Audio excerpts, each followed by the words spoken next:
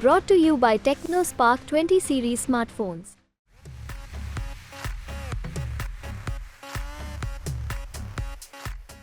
ये जो हमारे साथ जो मतदाताओं के साथ जो सूरत के मतदाताओं के साथ जो काम हुआ है ये बहुत ही गलत है।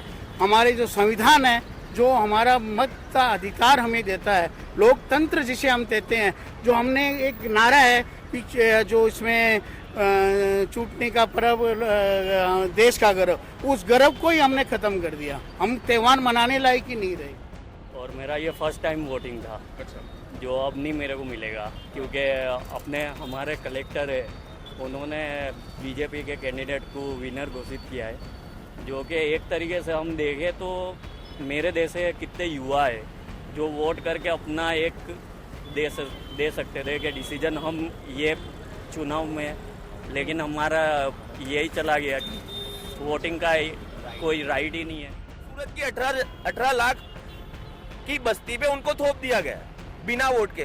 तो सोच लो, वो जब 5000 लोग को नहीं जीत सके, उनका दिल नहीं जीत सके, उनको 18 लाख के बस्ती पे, सूरत की बस्ती पे 18 लाख की बस्ती पे थोप दिया। सूरत लोकसभा सीट पर अब मतदान नहीं होगा क्योंकि भाजपा के मुकेश दलाल निर्विरोध चुन लिए गए हैं।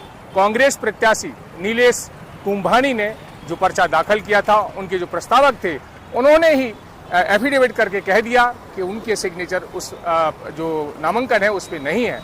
अब कई तरह के सवाल खड़े हो रहे हैं। लोगों से मतदान का जो उनका अधिकार था वो कहीं न कहीं छीना गया है।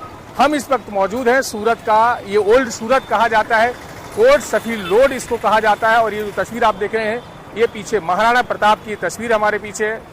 ओल्ड सूरत ये जगह है और इसी से सूरत की एक नई पहचान बनी कि फिर नया सूरत बना, नए इलाके हुए, डेवलपमेंट होता गया। लेकिन ऐसा सूरत के इतिहास में पहली बार है जब यहाँ पर मतदान नहीं होगा। 5 साल के बाद चाहे विधानसभा का चुनाव हो या फिर लोकसभा का चुनाव हो, चुनाव आते हैं, लेकिन ये पहली बार है 2024 के लोकसभा चुनाव में यहाँ पर मतदान नहीं होगा, क्योंकि निर्विरोध भाजपा के सांसद मुकेश दलाल चुन लिए गए हैं, जिन्हें कह सकते हैं 3020 वोट मिले थे सूरत पीपल्स बैंक में और वो चुनाव हार गए थे।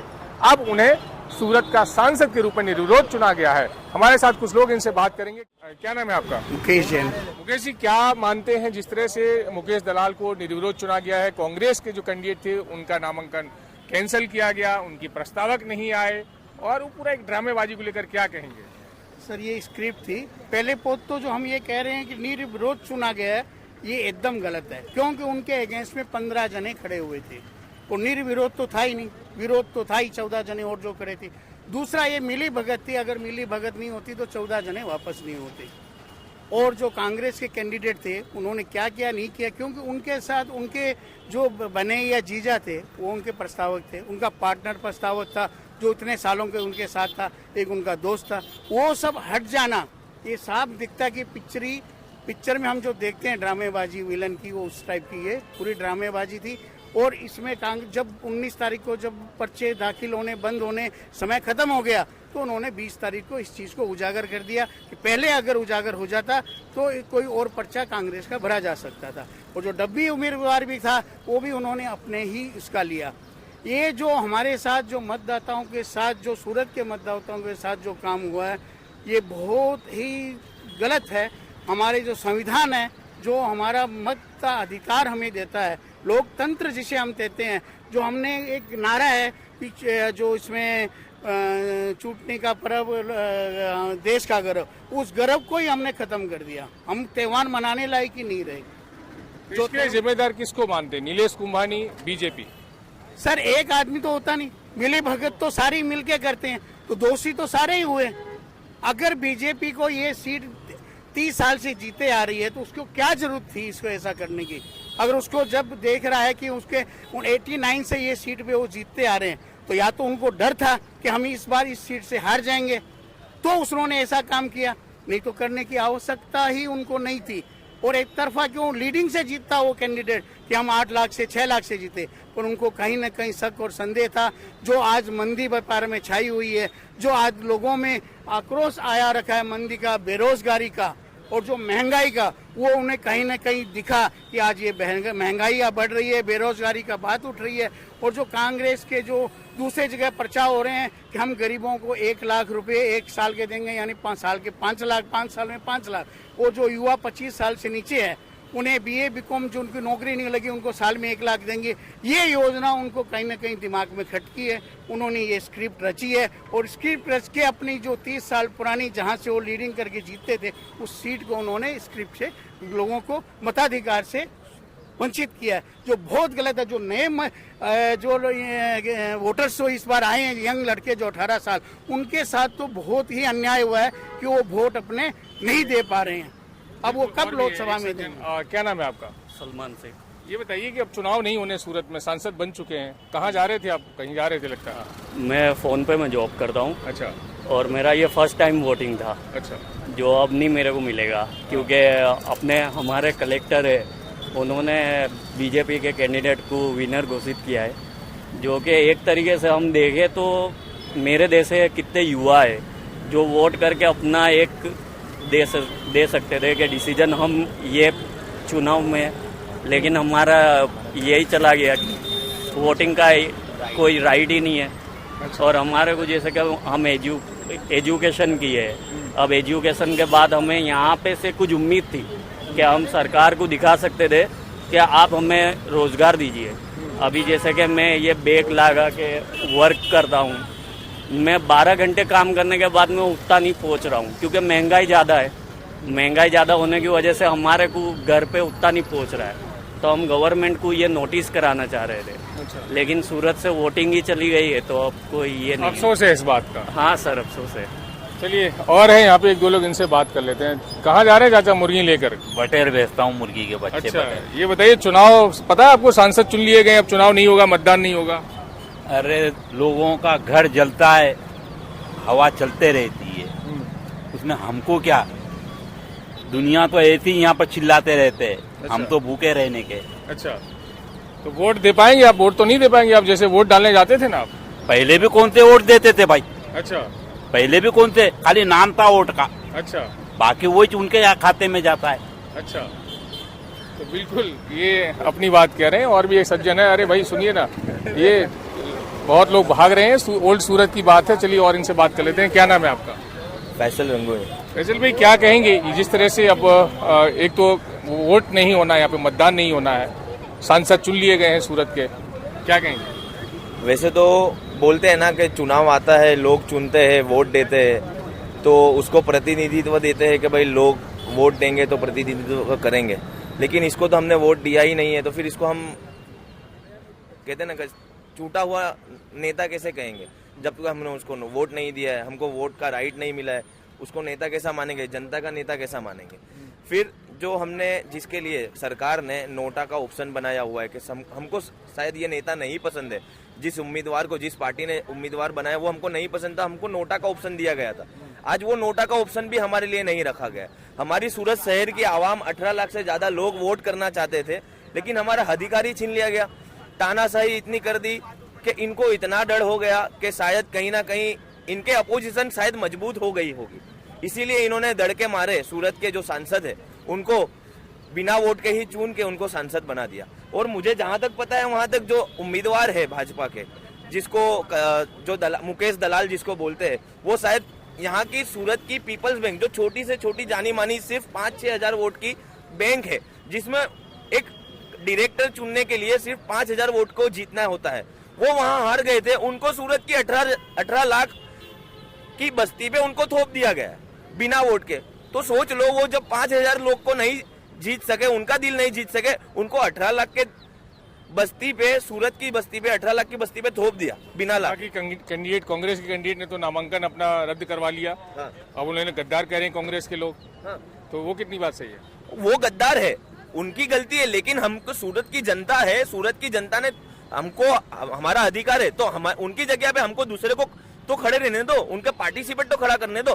भाजपा ने देखो उनको तो फोड़ लिया, उनको तो पैसा दे दिया, जो 5 करोड़ 10 करोड़ वो तो बिक गया, उसका ईमान नहीं था, उसका जमीर नहीं था, वो बिक गया। लेकिन किसी और को तो चांस दो, किसी और को खड़ा करो। बाकी का अपक्ष लोग खड़े थे, उनको भी कल भाजपा ने 15-15 लाख में खरीद लिए। उनसे भी फॉर्म खिंचवा लिए। तो ये कितना सही है? लोकशाही तो पूरी खत्म कर दी, खून कर दिया।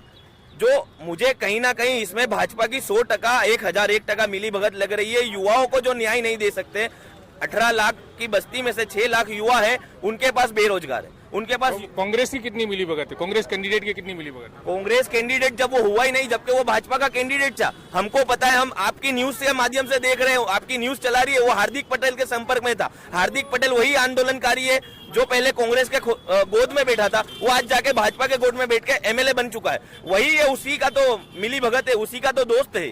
चलिए, आपका नाम क्या है? नीरव राणा। नीरव भाई, आप क्या मानते हैं जो हालात सूरत के बने हैं और एक मतदान का अधिकार छीना गया है? जो आदमी सरपंच बनने के लायक नहीं था, उसको आज सांसद बना दिया। इसके अंदर मुझे तो मैं तो ऐसा मानता हूँ कि सूरत के डिस्ट्रिक्ट मजिस्ट्रेट यानी कलेक्टर को केसरिया केस पहन के बैठना चाहिए, जो जिसने हमें नोटा का भी ऑप्शन नहीं दिया और रातों रात एक ही दिन में विनिंग सर्टिफिकेट दे दिया। लेकिन कांग्रेस कैंडिडेट अगर ऐसा नहीं करता तो हो ही जाता ना, उसके परिवार के लोग ही धोखा देगा उसको। नहीं, साथ में थे ना नोटा, यानी सुप्रीम कोर्ट ने एक नोटा एक कैंडिडेट बनाया है। चुनाव होगा तभी नोटा इस्तेमाल होगा ना? नहीं, नोटा सुप्रीम कोर्ट का आदेश है। हाँ, लेकिन वो ठीक है, चुनाव होगा तभी नोटा का इस्तेमाल कर सकते हैं, और भी लोग हैं। चलिए, आपका नाम क्या है? प्रीत चावड़ा। आप क्या कहेंगे इस पूरे घटनाक्रम को लेकर? अभी जब इलेक्शन चालू हुआ तब इंडिया गठबंधन के उम्मीदवार नीलेश भाई कुंभानी थे। उसके साथ हम रोड शो में भी गए, नामांकन फॉर्म भरने भी साथ में गए थे, उसके साथ प्रचार में भी जुड़े थे। फिर फॉर्म चकासने की लास्ट डेट थी, तब पता चला कि उसके उम्मीदवार के जो ठेकेदार है नीलेश कुंभानी के, एक उनके जीजा थे, एक उनके मित्र थे, एक उनके जीजा थे, एक उनके मित्र थे और एक उनके भागीदार थे धंधे में। तीन गायब हो गए। अब वो मुझे तो ऐसा लगता है कि ये जब इलेक्शन के पहले बीजेपी ने इलेक्ट्रॉन बॉन्ड के नाम पे जो पैसा लिया था ना, वो सूरत लोकसभा सीट में उन्होंने खर्चा किया है। तो कितना अफसोस है कि वो मतदान नहीं कर सकते हैं सूरत के लोग, सांसद तो मिल गए।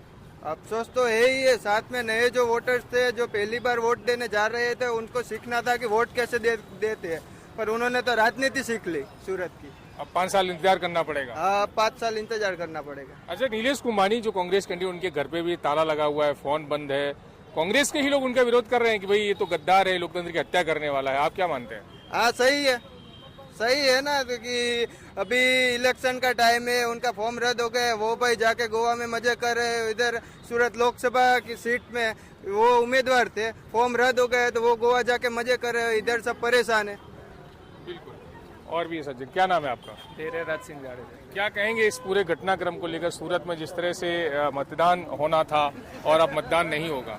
भारतीय जनता पार्टी ने साम दाम दंड भेद सभी चीज़ों का उपयोग करके सभी प्रत्याशियों को फॉर्म वापस खिंचवा के ये उम्मीदवार को नेता बनाया। ये लोगों से चुने हुए नेता नहीं है, ये भारतीय जनता पार्टी से चुने हुए नेता है। और आप ही के मीडिया के माध्यम से कल पता चला कि सूरत के डिप्टी मेयर नीरव साकल पिछले दरवाजे से दिखे थे जब उनका आखिरी प्रत्याशी जो अपोजिशन का था उनका फॉर्म वापस खींच रहे थे, तब तो वो क्या कर रहे थे वहाँ पे? वो बोल रहे मैं देखने आया था। उनको देखने की क्या जरूरत थी? वहाँ पे जो भी होता वो 3 बजे बाहर आ जाता। तो ये सब मिली बातें हैं, मिली जुली, और इसमें कुछ है नहीं। भारतीय जनता पार्टी ने ये करवाया है।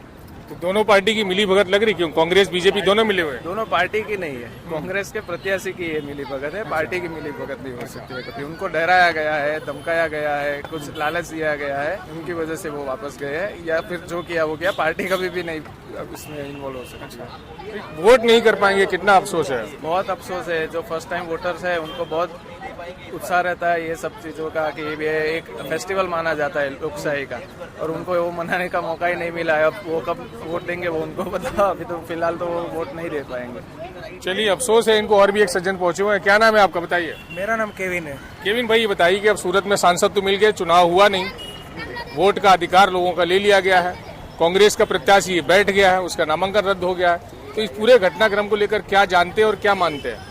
पहले तो ये बात ही है कि जो अपनी सरकार है इसके बारे में तो सबको पता ही है क्या है, तो आगे क्या बात करें।